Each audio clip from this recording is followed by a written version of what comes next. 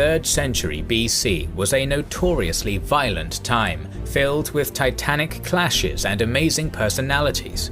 Alexander's conquests gave way to a period of constant warfare between his Seleucid, Ptolemaic and Antigonid successors, while the rising Roman juggernaut began a series of conquests to unite the Italian Peninsula and fought its Carthaginian rival, paving the way for future dominance. India during this period was also experiencing revolutionary change, which culminated in the rise of the Mauryan Empire and the reign of Ashoka the Great. In 326 BC, Alexander the Great crossed the Hindu Kush mountains and entered India for the first time, calling his veteran army to a halt at the Indus River and demanding that 2 rival kings in the region, Omphis and Porus, come to him and submit. Omphis of Taxila surrendered to Alexander, but Porus of Purava resisted and forced Alexander into a climactic battle at the Hydaspes River, which he won nonetheless. Wishing to conquer all India, Alexander marched onward, but his army mutinied at the Hyphasis River and he was forced to withdraw to Babylon. Their refusal to march on was in part due to rumours of a massive Indian kingdom possessing innumerable legions further to the east.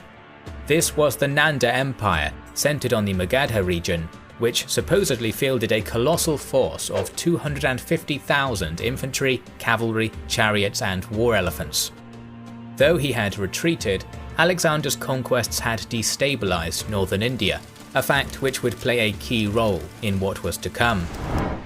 Once the historical shroud falls away once again, we see in 320 BC that it was a man named Chandragupta Maurya who stood victorious.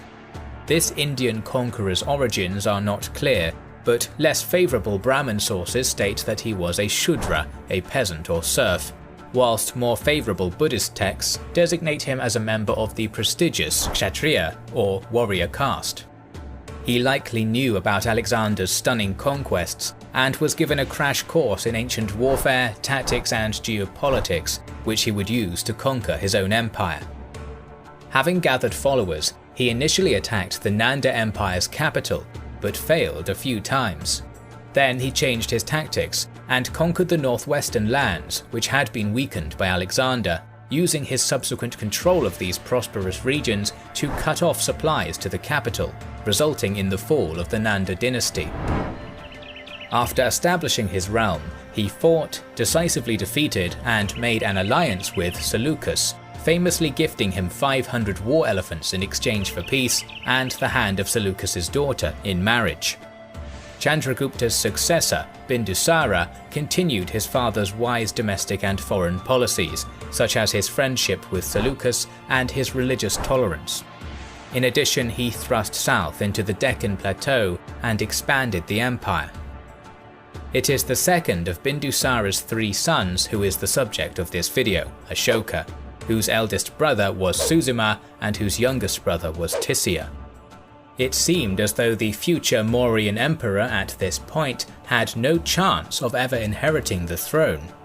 For one, his mother, Superdrangi, was a commoner, while the crown prince and favourite child, Suzima's mother, was a royal princess.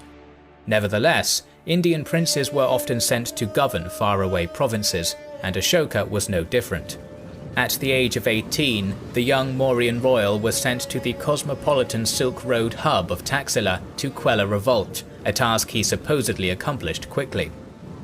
The nature of Taxila as a scholarly and cosmopolitan settlement, where intellectual debates were often had among different faiths, would have improved Ashoka's knowledge of the world, as well as making him more tolerant and sophisticated. His next appointment was at the important city of Ujjaini, capital of Avanti province. The high quality of the governorship that Ashoka provided is shown by the fact that he was entrusted with this station, that of administering a crucial region connecting the capital city and the coast. It was in this new station that Ashoka fell in love with Devi, the daughter of a trader. Interestingly, she was a member of the Sakya clan, the clan of Siddhartha Gautama, the Buddha himself.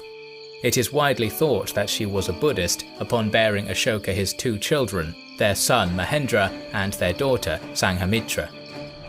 This relatively peaceful life would come to an end when in 274 BC, Emperor Bindusara passed away. What happened next is the subject of much debate, but it is thought that a brief 4-year civil war occurred between Ashoka and his brothers.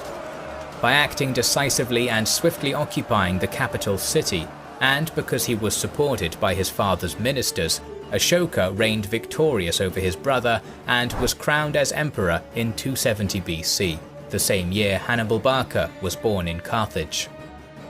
After he had ascended to the throne, Ashoka continued a policy of expansion and conquest. One of the reasons for this persistent policy of warfare was that in this period all Indian rulers wished to be regarded as the Chakravartin, the king of kings, by their royal rivals. Practical and economic reasons were also important, as taxes were the Mauryan Empire's main source of revenue. The more land a king conquered, the more taxes he gained. However, the more administrative and military expenses would also pile up, leading to an endless cycle of violence. So it was that in the year 262 BC, the massive Mauryan army marched into the kingdom of Kalinga. Their past successes would likely have made them confident of an easy victory, but the king and his army faced a tough, grinding conflict against a doggedly courageous enemy. It is said that Ashoka eventually won the war, not because Kalinga surrendered, but because the carnage was so terrible. After the final battle, the victorious monarch stood amongst his dead and dying foes on the battlefield. Most monarchs would have simply rejoiced in the grim victory, but Ashoka, in this moment, felt horror and remorse. It ended up being the key moment of his life. Supposedly, 150,000 were therefrom captured, 100,000 were slain, and many times that died from famine and disease. More than just being horrified by the direct results of the devastation he had wrought, Ashoka also was acutely aware of the tragedy that struck those left behind, the young sons left without fathers, and poor mothers who had been robbed of their sons, their families, and loved ones. The educated and sensitive Ashoka appears to have been made truly aware of the real cost of war, even admitting publicly what no victorious ruler ever had before, that he felt remorse on having conquered Kalinga, declaring that even 100th or 1000th part of those who were slain, died, or captured in Kalinga is considered regrettable by the beloved of the gods. This was clearly not the same man speaking who had annihilated his brother and had seized the throne by blood.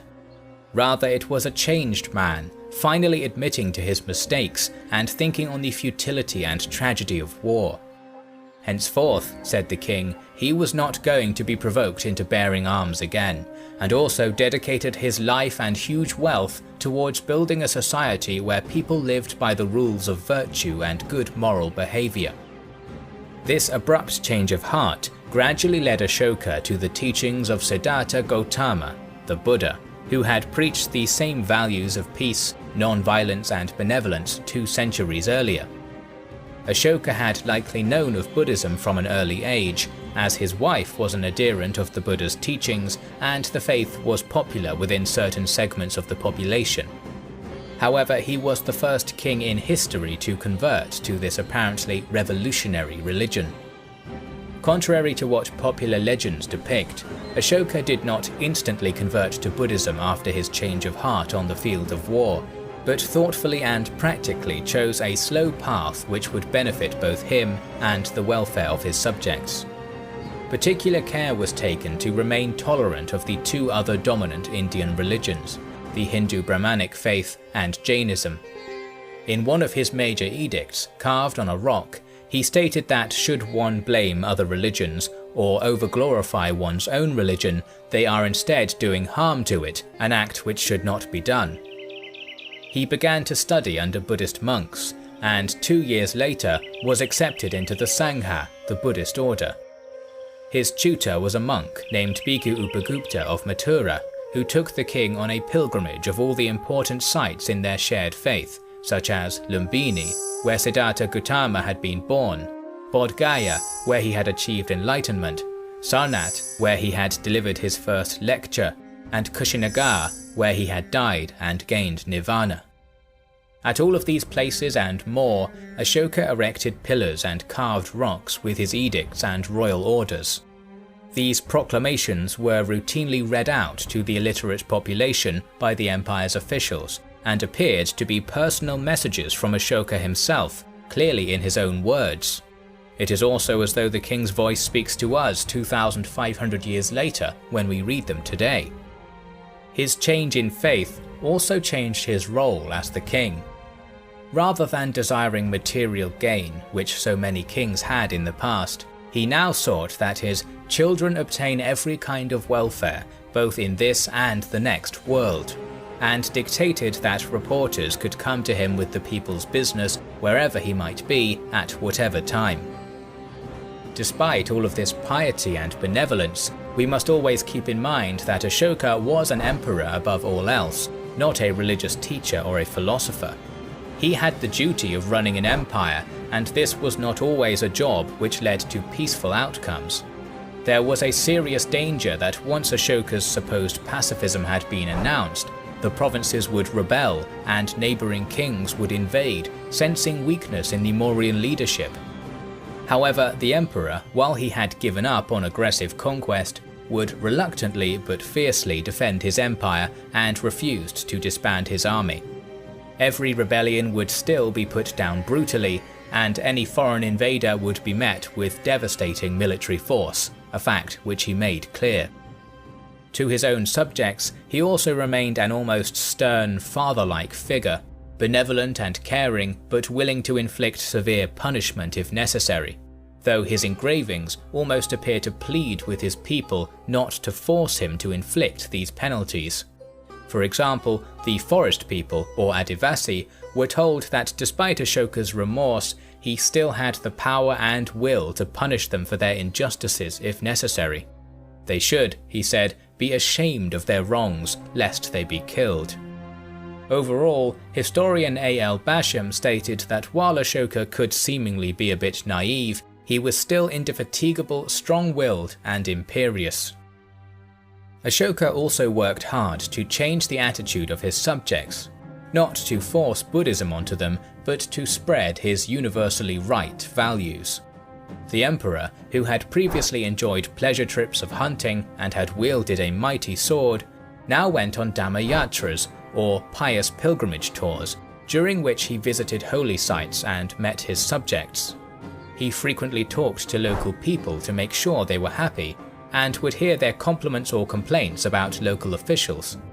In this way, he was the first Indian king to think of the welfare of the poor rather than just using them for tax revenue. As he stated, the finest conquest is the conquest of right and not might.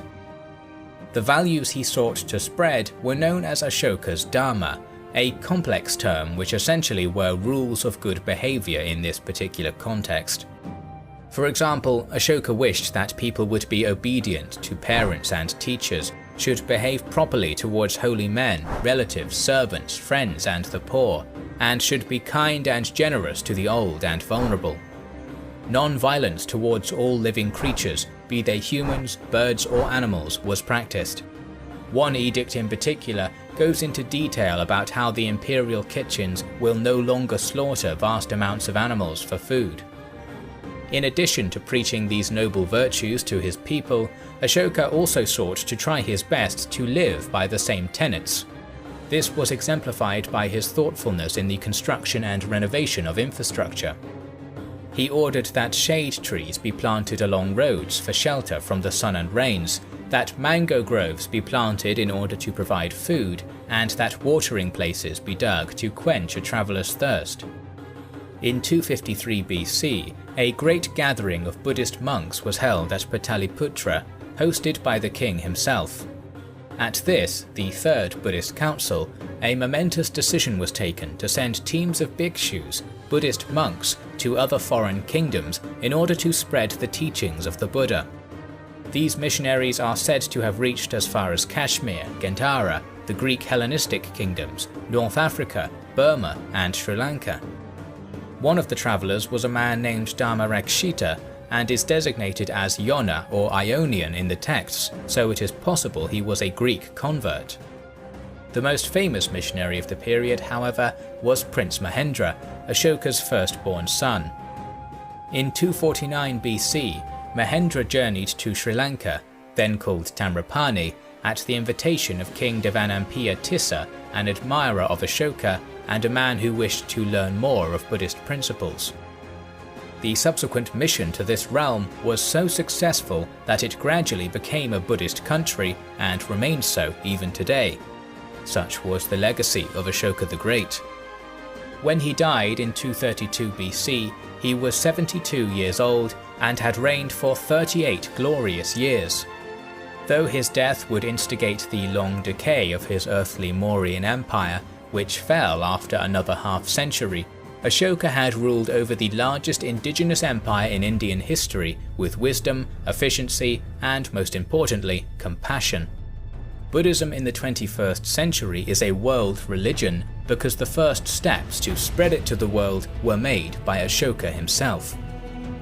Gradually, as the centuries progressed after Ashoka's death, the faith travelled along the Silk Roads as far as Tibet, China, and even Japan, despite its decline in the predominantly Hindu land of its birth. Writer H.G. Wells stated that Ashoka shines and shines brightly like a bright star among the thousands of other kings and majesties even unto this day.